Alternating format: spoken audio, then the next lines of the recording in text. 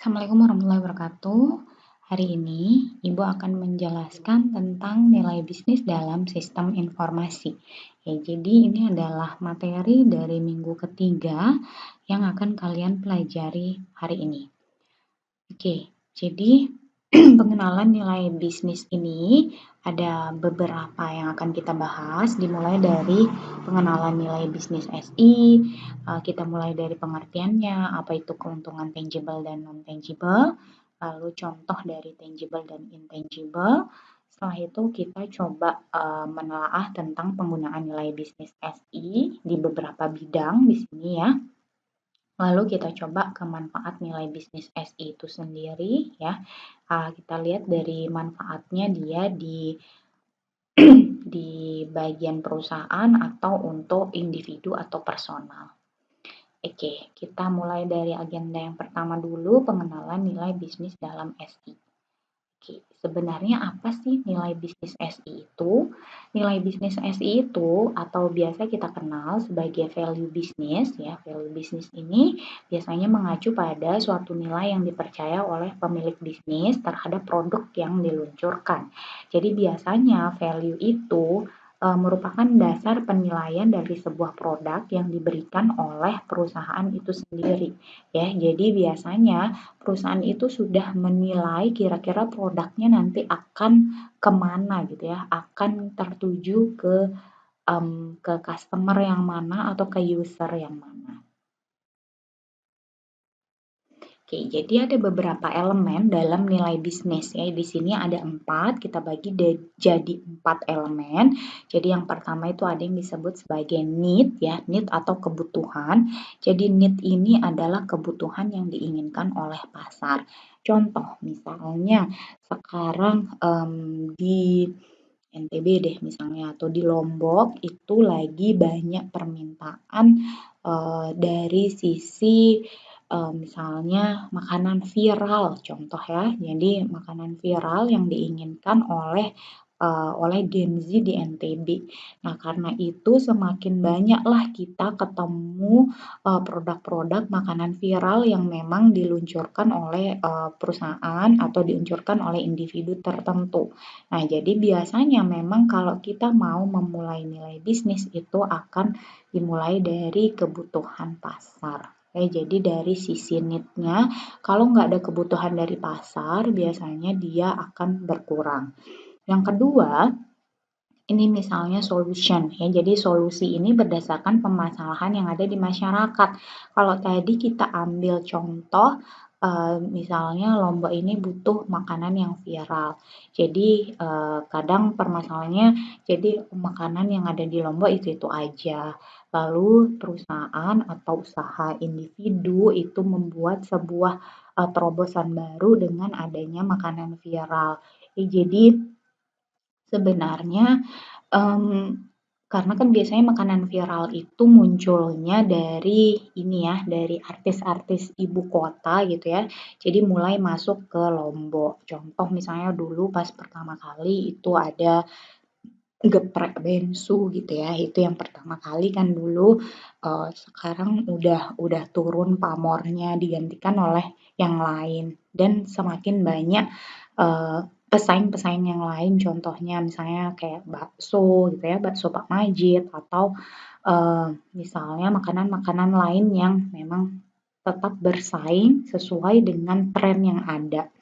Lalu selanjutnya adalah elemen better. Ya better atau di sini memberikan SI yang lebih baik dari sebelumnya. Jadi memang ketika kita ngomongin masalah value bisnis ya, value bisnis itu selain kita memang sesuai dengan kebutuhan pasar dan coba kita berikan solusi untuk pasar, pastinya kita menginginkan supaya ada sistem yang bisa membuat sebuah usaha atau nilai bisnis itu lebih baik lagi gitu ya dari yang sebelumnya. Jadi misalnya dulunya itu nggak ada pesan secara online via aplikasi, maka sekarang dengan adanya sistem informasi itu semua bisa dijangkau dengan adanya sistem informasi. Ya, terus selanjutnya ada unik. Unik di sini adalah memberikan keunikan dalam SI sehingga dapat bersaing di pasar. Seperti misalnya kalau misalnya unik, unik itu macam-macam ya. Misalnya kita ingin bersaing dari sisi marketplace gitu ya, di mana marketplace ada banyak atau misalnya kita mau bersaing dari sisi courier delivery, di mana kita punya beberapa merchant gitu ya, beberapa merchant yang memang seperti Gojek, GoPay gitu ya, terus dengan Grab dan lain sebagainya, itu mempunyai keunikan masing-masing yang akhirnya bisa membuat mereka ini bersaing di pasar. Nah, jadi tujuan utama dari nilai bisnis apa sih tujuan utama? Tentu saja kalau kalian lihat gambar di sini tujuannya pasti keuntungan ya, keuntungan dan menghitung nilai biaya yang akan dikeluarkan. Jadi memang biasanya perusahaan itu melihat nilai bisnis itu pastinya yang pertama karena memang ini bukan lagi metafornya, ini adalah nilai bisnis yang sebenarnya, bukan seperti contoh yang kemarin yaitu proses bisnis. Jadi kalau memang ngomongin nilai bisnis yang kita utamakan adalah masalah keuntungan yang ada di sini. Jadi keuntungan itu merupakan nilai utama atau value yang utama untuk nilai bisnis SI. Nah, jenis keuntungan ini sebenarnya karena kan kita fokusnya ini lebih ke sistem informasi ya. Jadi biasanya ada beberapa keuntungan, dua sebenarnya ya. Jadi ada yang kita sebut sebagai keuntungan tangible, yaitu manfaat atau hasil dapat diukur secara konkret dan nyata dalam bentuk angka atau fisik. Jadi kita itu benar-benar ngelihat ada sesuatu yang bisa diukur. Ya, jadi di sini ada yang bisa diukur, yaitu angka atau fisik. Jadi contoh misalnya keuntungan tangible, misalnya tadi kalau kita lebih ke elemen yang better gitu ya, better dan unik. Jadi biasanya kalau better kita itu akan menyediakan sistem informasi itu sesuai dengan yang ada. Maksudnya tuh sesuai dengan berkaca pada sistem informasi yang ada sebelumnya atau sistem yang ada sebelumnya tanpa sistem informasi. Nah, jadi sejak adanya sistem informasi, akhirnya kita bisa menguraikan keuntungan tangible, di mana keuntungan tangible tadi seperti yang sudah Ibu sampaikan, yaitu dia bisa diukur, dilihat secara angka atau fisiknya. Nah, kalau kita lihat apa sih keuntungan yang bisa diraih ketika SI tersebut itu sudah ada. Contoh misalnya dia yang pertama bisa meningkatkan produktivitas tentunya ya. Jadi kita tahu dengan menggunakan SI kita itu bisa meningkatkan produktivitas perusahaan tersebut. Misalnya dia akan jadi lebih efisien, dia akan lebih cepat ya. Jadi produktivitasnya meningkat. Lalu biasanya keuntungan tangible itu ada ukuran di depannya nih, peningkatan. Yang kedua itu penurunan. Ya, jadi penurunan biaya operasi. Jadi penurunan biaya operasi ini misalnya kita itu tidak perlu dengan adanya SI misalnya kita itu tidak perlu bikin toko yang nyata misalnya ya. Jadi kita cukup punya toko yang maya saja yang ada di internet. Terus selanjutnya ada pengurangan tekanan pekerjaan. Nah, karena dengan adanya SI jadi merasa terbantu gitu ya. Merasa terbantu dengan adanya dengan adanya sistem informasi. Lalu selanjutnya kita juga dapat atau keuntungannya penurunan biaya penggunaan desktop. Jadi kita misalnya nggak lagi desktop itu maksudnya tidak lagi harus duduk diam di depan ini ya di depan komputer saja, tapi misalnya dengan adanya SI berbasis website, penggunaan desktopnya pun berkurang, maksudnya bisa digunakan di mana saja. Lalu penurunan biaya supplier. Nah, jadi penurunan biaya supplier maksudnya di sini seperti yang Ibu sudah jelaskan minggu lalu bahwa supplier atau supply chain management, misalnya perusahaan itu akan berhubungan dengan suppliernya itu bisa melalui extranet saja gitu ya dengan adanya sistem informasi. Jadi dia tidak perlu menggunakan misalnya harus datang langsung dan lain sebagainya. Terus penurunan biaya pegawai. Nah, ini mungkin karena dengan adanya sistem informasi itu tidak perlu banyak-banyak pegawai yang dipekerjakan. ya. Terus habis itu mengurangi pengeluaran. Pastinya pengeluaran perusahaan pun jadi berkurang dari sisi apa, misalnya biaya pegawai lah, biaya supplier tadi ya, dan mungkin biaya untuk CRM kayak Customer Relationship Management-nya itu lebih berkurang. Nah, terus pengurangan biaya fasilitas juga. Tadi yang sudah disampaikan ini mirip seperti biaya penggunaan desktop ya. Jadi ini bisa lebih lebih mudah kita menggunakan. Nah, kalau keuntungan tangible ini seperti yang kita sampaikan tadi, ini jelas bahwa dia dapat diukur. Jadi keuntungan ini bisa dilihat langsung ya secara fisik tadi. Nah, jadi memang keuntungannya harus ada terlihat. Nah, kira-kira kalau keuntungan yang sebaliknya atau kita sebut sebagai keuntungan intangible. Nah, keuntungan intangible ini manfaat atau aset tidak dapat diukur dengan cara yang sama seperti keuntungan tangible ya, karena sifatnya yang tidak bersifat fisik atau tidak dapat diwujudkan dalam bentuk angka yang konkret. Kalau tadi kan kita lihat misalnya di sini kan bisa dilihat dari bentuk angka atau fisik di mana produktivitas bertambah, biaya operasi berkurang gitu ya, tekanan pekerjaan juga berkurang, kelihatan gitu ya. Jadi biaya-biaya pun juga berkurang. Nah, sedangkan kalau di intangible ini berarti dia memang tidak bisa dilihat secara langsung, tapi dirasakan gitu ya. Jadi dirasakan manfaatnya. Nah, jadi keuntungan intangible ini misalnya yang pertama peningkatan penggunaan aset. Nah, jadi maksudnya di sini meningkatnya penggunaan aset-aset yang dirasa perlu oleh perusahaan. Terus habis itu meningkatkan fleksibilitas. Maksudnya di sini ketika keuntungan kita sebut sebagai keuntungan intangible, berarti keuntungan yang hanya bisa dirasakan. Nah, ketika dirasakan berarti seperti fleksibilitasnya lebih mudah gitu ya. Jadi bisa digunakan di mana aja, kapan aja. Nah, itu juga keuntungan intangible. Lalu meningkatkan pembelajaran. Jadi misalnya dengan menggunakan sistem informasi, akhirnya pembelajarannya pun bisa lebih meningkat. Terus pencapaian kebutuhan. Ya, pencapaian kebutuhannya juga lebih mudah ya. Jadi kebutuhan perusahaan, kebutuhan individu dalam mengerjakan pekerjaannya itu lebih mudah dicapai. Terus peningkatan kontribusi pegawai ya, kepuasan pekerjaan ya. Jadi dilihat dari kontribusinya pegawai semakin meningkat, kepuasan pekerjaannya, pengambilan keputusan dan operasional itu juga menjadi lebih meningkat lagi. Nah, ini biasanya yang dirasakan banget karena tadi kan cepat, biaya mungkin nggak butuh biaya kurir gitu ya. Jadi nggak butuh biaya untuk operasional. Nah, akhirnya karena itu pelanggan pun bisa mencapai atau membeli produk itu secara cepat sehingga dia menjadi lebih puas. Lalu pastinya karena pelanggan itu puas, jadi dengan adanya sistem informasi, ini bisa jadi lebih citra yang didapatkan perusahaan tuh menjadi lebih baik ya. Lalu penggunaan nilai bisnis dalam SI apa saja? Nah, penggunaan nilai bisnis SI ini ada beberapa.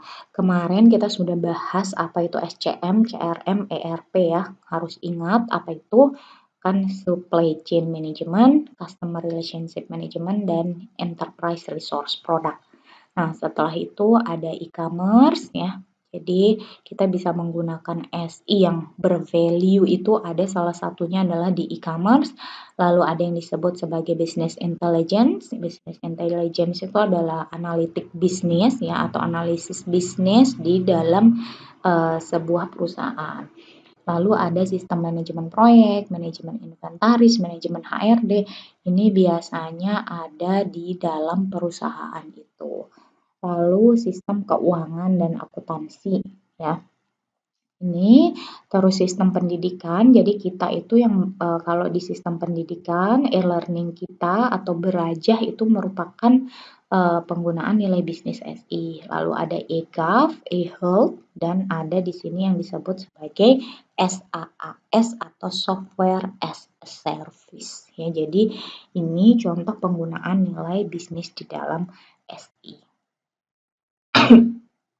Nah, kita bahas ya beberapa yang tadi sudah dijelaskan di depan. Jadi yang pertama itu ada e-commerce ya. Jadi e-commerce ini adalah seperti yang kalian tahu, jadi e-commerce adalah pembelian, penjualan, pertukaran barang atau layanan secara elektronik ya. Jadi memang kita yang dilakukan di dalam e-commerce itu ada pembelian, penjualan juga.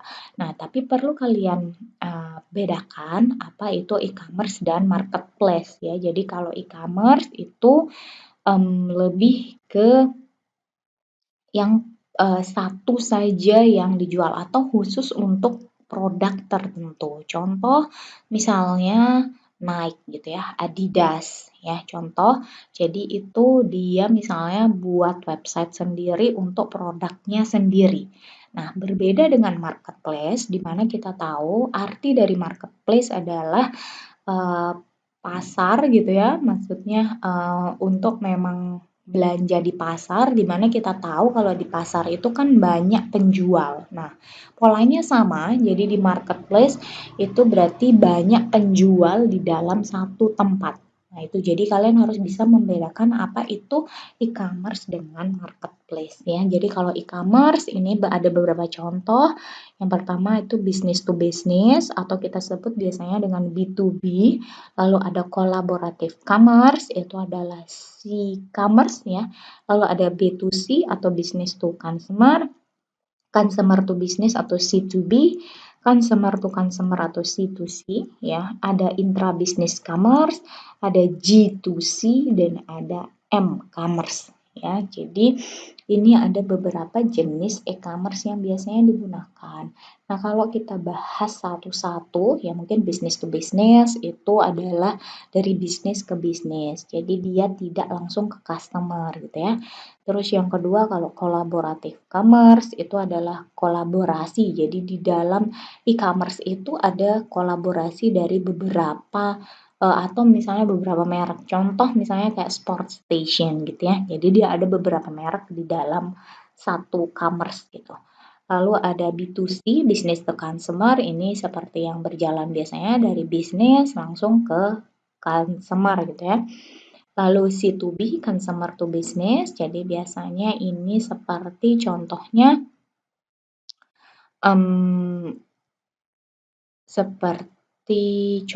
itu misalnya customer dia menjual ke dalam sebuah bisnis. Jadi misalnya dia itu customer bisa menjual langsung ke bisnis kayak bisnisnya yang langsung membeli biasanya dia lebih ke distributor gitu ya. Kalau yang consumer to consumer atau C2C itu seperti marketplace di Facebook gitu ya, itu disebut consumer to consumer. Terus habis itu ada intrabisnis. Kalau intrabisnis ini biasanya dia ada di dalam bisnis itu sendiri ya, saling terkait satu sama lain. Terus ada G2C. G2C itu adalah government to citizen atau government to consumer langsung. Jadi biasanya ini dia kayak layanan pajak ya. Jadi terus habis itu yang misalnya kalau dari government apa sih layanan yang lain misalnya kepada citizen langsung. Lalu ada mobile commerce ya. Mobile commerce seperti yang kita ketahui itu semua layanan elektronik yang menggunakan aplikasi mobile. Nah, ini tadi ada kalau kita lihat tadi kan e-commerce ya, e-commerce udah, lalu ada selanjutnya yang disebut sebagai e-gov atau e-government, di mana e-gov ini biasanya adalah penggunaan TIK oleh pemerintah untuk menyediakan layanan dan bisa langsung berinteraksi dengan warganya ya, warga, bisnis, entitas pemerintah secara elektronik. Jadi memang tujuan e-gov ini meningkatkan lebih maunya efisiensi, transparansi, bisa diakses, lalu respon dari pemerintah untuk memberikan layanan publik itu bisa dikomunikasikan dan bisa difasilitasi. Lalu yang terakhir ini kolaborasi tentunya antara pemerintah dan masyarakat. Tadi juga Ibu sudah kasih contoh e-gov ini mirip dengan G2C gitu ya. Cuma kalau kita ngomongin e-commerce seharusnya memang yang di dalamnya terdapat pembayaran gitu ya. Mungkin kalau di G2C itu contohnya adalah kayak pembayaran pajak gitu ya. Nah sama sebenarnya e-gov itu juga termasuk itu pembayaran pajak, lalu habis itu misalnya pembuatan SIM online gitu ya. Jadi itu ada beberapa layanan memang yang diberikan oleh pemerintah gitu ya untuk bisa digunakan langsung oleh masyarakat. Nah, karakteristik dari e-gov itu atau komponennya yang pertama dia pastinya punya layanan elektronik dan sistem manajemen dokumen yang baik. Lalu yang kedua itu portal pemerintah dalam melakukan sistem manajemen dokumen dan open government. Jadi semua bisa diakses dalam satu platform gitu ya. Lalu yang ketiga partisipasi publik dan manajemen rantai pasokan yang elektronik. Yang keempat keamanan informasi dan interoperabilitas. Jadi memang seharusnya semua e-government itu dilindungi ya oleh keamanan informasinya. Nah, selanjutnya ini ada software as a service atau kita sebut sebagai SaaS. Nah, SaaS ini model penyimpanan perangkat lunak atau software yang menggunakan internet ya sebagai media untuk menyediakan akses ke aplikasi perangkat lunak kepada pengguna pastinya melalui jaringan, di mana jaringannya pasti jaringan internet. Dalam model SaaS, pengguna tidak perlu mengunduh atau menginstal perangkat lunak di komputer lokal mereka ya. Jadi, mereka bisa mengakses aplikasi tersebut secara online dari server penyedia SaaS. Nah, kalau kita lihat dari nama aja, software as a service, berarti software ini memang dibuat itu untuk bisa melakukan service gitu ya kepada user. Coba kita lihat karakteristik SaaS. Yang pertama dia bisa diakses melalui internet dan bisa digunakan multi platform di mana itu bisa pakai web atau pakai aplikasi gitu ya. Gitu. Terus habis itu kita lihat di sini dapat digunakan berlangganan dan akses terpusat. Jadi dia bisa di-subscribe. Nah, patuh. Terus terdapat fitur skalabilitas dan dukungan pelanggan. Jadi kalau fitur skalabilitas di sini maksudnya adalah scalable. Jadi dia scalable, dia bisa diperbesar, perkecil misalnya dari sisi penyimpanan itu disebut skalabilitas. Jadi skalabilitas itu bisa menyesuaikan gitu ya, menyesuaikan penyimpanannya sesuai dengan permintaan dari user. Nah, kalau kita lihat karakteristiknya seperti ini, kira-kira apa contohnya? Ya, jadi contohnya salah satunya adalah YouTube. Ya, jadi seperti yang kalian tahu, YouTube itu kita harus akses melalui internet dan bisa kita gunakan baik di mobile maupun via web gitu ya. Lalu yang kedua dapat digunakan berlangganan. Jadi kita boleh ada berlangganannya kan di YouTube dan aksesnya memang terpusat di server YouTube itu sendiri. Lalu selanjutnya terdapat fitur scalable. Nah, YouTube mungkin kalau yang berlangganan ya, berlangganan itu bisa skalabilitas kan untuk penyimpanan lagu dan lain sebagainya itu bisa disesuaikan.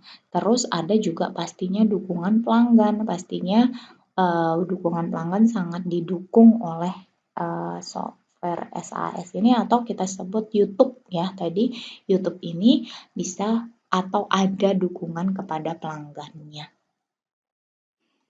Oke, manfaat nilai bisnis dalam SI ya. Ini apa aja? Tadi yang disebutkan bahwa nilai bisnis SI ini ada dua manfaat, kita bagi dari yang pertama untuk perusahaan.